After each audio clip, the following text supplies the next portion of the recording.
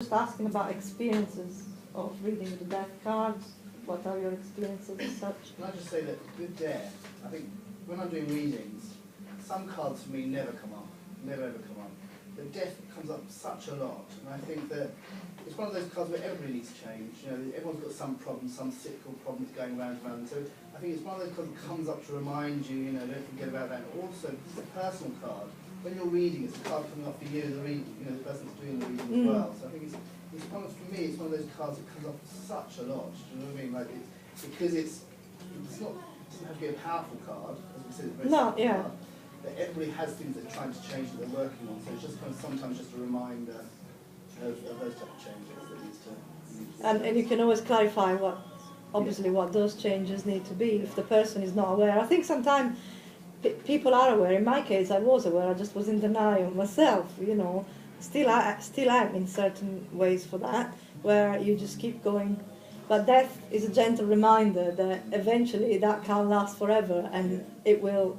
If you don't, as my friend Jane put it once, if you really ignore it, if you ignore death coming up, you will end up with a tower eventually, and then you're not going to be able to change. I think death gives you the opportunity to change and work on the energies, work on what needs to be changed. By the time you get to the tower, it's too late. You've gone past that. So something else will take over and change it for you. Yeah, something else will take over. It's like if you, anything like a stale situation, relationship, abusive relationship, whatever that could be that you're ignoring, and eventually it will come to an apex, and it will be changed even if you don't want it to. So do you actually say death is a change I have to do, while the power is a death change is which giving comes you from as outside? Because I would actually also say death is coming from outside. I mean, it needn't be necessarily something I initiate, it can also be. I think that is more like energies outside. of change that are working around you that need to be changed, and if you're not aware, you need to find out what changes you. Hi. Hi, sorry I'm late. It's okay. Right. Yeah, you need to work out on what you need to change. So if you, like Matt was saying, getting the death card so often, there's got to be a reason why you're changing. Thank you. These were the cards I was passing around earlier, just different. And so what do you think about the numbers? Sorry? What do you think about the number? Because death is one lucky number. And if you add the 3 and the 1, 4, and 4, I think. It's the Emperor. Who knows more about this? But it's also in Chinese terms thought to be the death card. Yeah, well, it's just because the number 4 sounds like, you know, death. Say in Japanese, but it's just a... But adding 3 and 1 is 4 is the Emperor as well. It's interesting that it's 13 is perceived to be generally unlucky. I think it depends where you are. I mean, where I'm from, in Italy, we think 13 is a lucky number, and 17 being the unlucky. So I think it just kind of depends. But yeah, you can always add them on. You do that because you can. It's like I am that in my death year this year. This is my birth card is death, but then 3 and 1 is 4. I'm also the Emperor. So yeah, interesting that. I'm not an expert on numerology. I've been on the Chinese side. Maybe Henry will be better to give you to give you some examples. Now,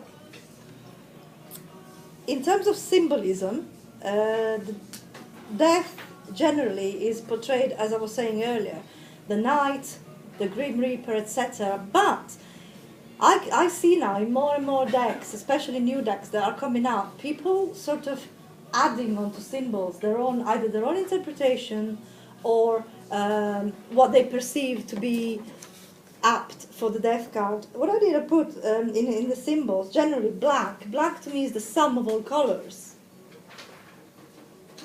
Is that right? Yes, it is. Black is the sum of all colors. When it's skeletonized, it always makes me think that there's a really lovely card, which I didn't bring today, and that's from the Tower of the Dead, which is a sort of Mexican Day of the Dead themed deck.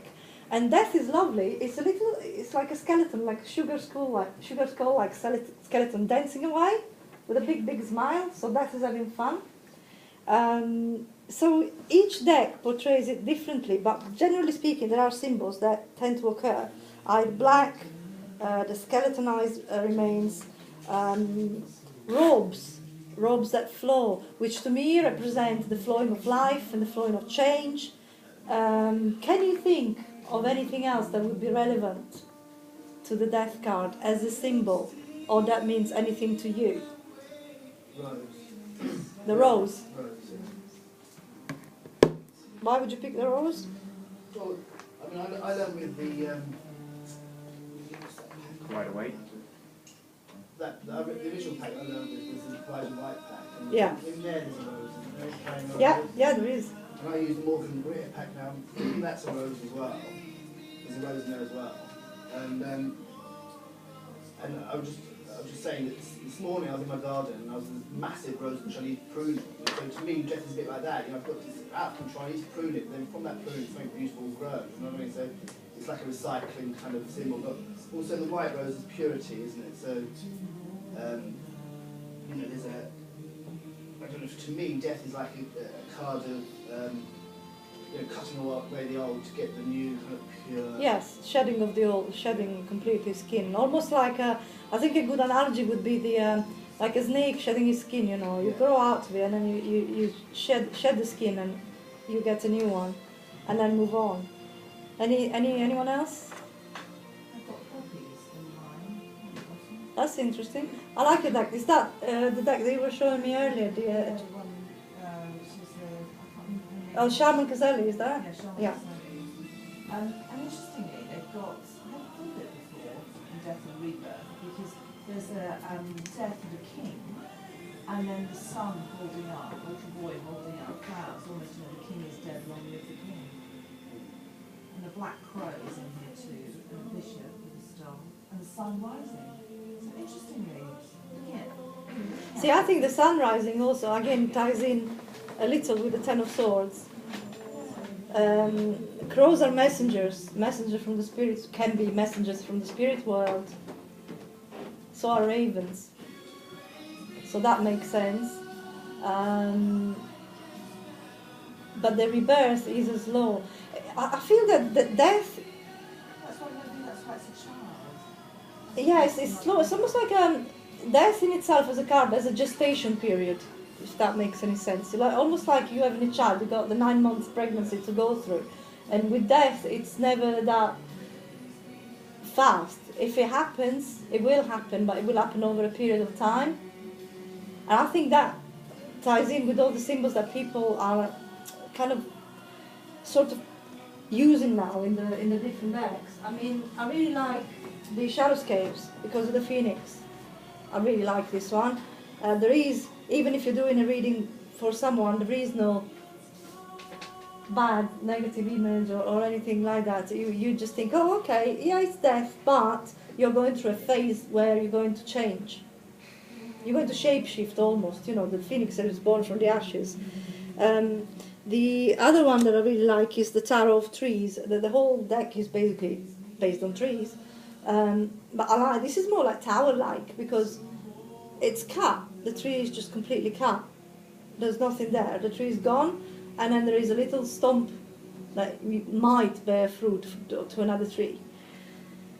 In readings, though, I find that it depends where the death card occurs. So as I was asking earlier what your experiences were, it's like, for example, if you were doing, beside the fact that obviously death means change of a certain nature, do you think it makes a difference in terms of outcome in depending on what reading you're doing? So for example, if you're reading for yourself, for a day reading, if you're doing a relationship reading, if you're doing a career reading, if you're doing a health reading, I know many of you don't really do, but sometimes you do get the odd advice. What do you think death could bring to those readings, and would it be any different? Just to address health, because it's doesn't really come up. For one time it came out as an injury as opposed to an actual death for me, because that is an actual breakdown, physical breakdown. Yeah. Do you remember the reading? Yeah. basically I did a reading for someone, and then death card was there, and it came up in the past. And I thought, okay, last summer she had an injury in her hand and she broke 3 fingers. So that's how I interpreted it at the time anyway. It could also be like, I've had that death coming up in health when someone is having surgery, and perhaps the recovery is going to be a bit slow. They will recover, but it's going to be like, a bit slow, so you can do that. But do you think there is a difference in terms of what motivation is behind the reading? In your experience, that is. I think it depends on how the reading's going. I think it could be a comment on how the reading's going. In the type of readings that I do, if it's depending on what it's next to or what you're talking about at that moment, death could either be playing quite a significant part in the reading or just a very minor part. Just what I'm saying, I don't think. You'd have to read it in context, in a sense, for that. And what do you think is the difference intrinsically between death and the tower? The tower is catastrophe. Tower is like catastrophe. It's something the universe is going to take over because you've been too slow. So whereas the death can be very gentle, kind of very gentle signifier. I think the tower is much more brutal. It's going to kind of clean your whole house. You're going to have to start again. Whereas death is like you can kind of change tiny little things to make a big difference. True, but to give you another sort of perspective, the tower can be also cleansing, and death be too slow for your own good. It depends obviously from the situation. But yeah, you're right, but it could be that sometimes you need the tower to cleanse the whole house because you're not really going anywhere fast. I think it depends what really the reading is about, to be honest. But it can be very slow. Can I just put in something? To me, the tower signifies unwilling change. Something has to change. So you're just violently being torn down, or some idea that you build up, some sort of ivory tower in your mind, has to fall. And it might be something that really forces that to happen. And the death might be a willing experience that you go into. Sort of, it can be an introspection more so than something that you feel is forced upon you or bound to happen. You mean like being pushed into a certain direction, or? Yeah, but death is something that you can sort of take upon yourself, whereas the tower is something that, it's inevitable. To me, that's the way I see it. So that's interesting, because you can't, I know we're talking about death, but I think what you said is very interesting, is you can't avoid the tower then, you're saying. You can't, the tower is inevitable, you can't. It signifies inevitable change, something that really has to go. Whereas death, it's more something that you might have taken upon yourself. And then working on it as you're working through the changes. But like, for example, if you are on a particular journey, like a spiritual journey or a change of career, being pushed towards a certain, but slowly, and working towards those changes. Not necessarily slowly, but it's more willing. You walk into it with open eyes in a different way than with the tower. The tower might be more of a shock or something that really shakes the core of you, whereas death is changes that we just, sort of like seasons we have to go through, and then there's death, and then there's rebirth or something. Yes, it's more like a gestation. Yeah, it's rebirthing yourself. Yes. Are you saying that death is more like a warning, that if things don't change, they will come to an end? Yeah, or you can proceed into this willingly, or you will be dragged. You can put actions in place. It's putting actions in place. It's a pre-warning card, I always find.